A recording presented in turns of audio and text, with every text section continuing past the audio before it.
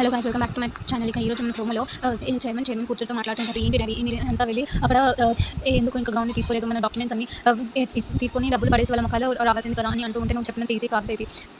ఆద్య శౌర్య వాళ్ళు ఉన్నా కానీ నేను ఏదో మేనేజ్ చేసేదాను. కానీ ఇక్కడ రఘురామ్ వచ్చాడు. రఘురామ్తో మనం మాట్లాడి గెలవలేదు అని అంటూ ఉంటే, ఏంటి డాడీ డాక్టర్ అడిగిన ఒకటి కూడా నాకు తెచ్చివ్వవా అని అంటూ ఉంటే, తెచ్చిస్తాను బేబీ, దానికి ఒక మార్గం ఉంది అని అంటూ ఉంటే ఏంటది అని అనగానే ఇక రఘురామ్ ఇలా చెప్పాడు అనుకో, వేరే కాలేజ్ వాళ్ళకి ఆడి వాళ్ళు గెలిస్తే మనం గ్రౌండ్ ముట్టుకోదు, లేకపోతే గ్రౌండ్ మన సొంతం అవుతుంది అని అనగానే, అసలు వాళ్ళు గెలుస్తారు కదా డాడీ అని అనగానే, మనం గెలవకుండా చేద్దాము, గెలవకుండా ఉండడానికి ట్రై చేద్దాము, అప్పుడు సొంతం అవ్వచ్చు అని అంటుంటే, ఏంటో డాడీ నువ్వేమనుకుంటున్నావో అసలు నాకేం అర్థం కావట్లేదు. ఆ రామలక్ష్మి శౌర్యాన్ని నన్ను దూరం చేసేసింది, అలాంటిది ఆ రామలక్ష్మికి ఆ గ్రౌండ్ దక్కడానికి లేదు అని అంటూ డిసప్పాయింట్ అవుతూ ఉంటుంది. ఇక నన్ను చాలా డిసప్పాయింట్ చేశావు డాడీ నువ్వు అని చెప్పి.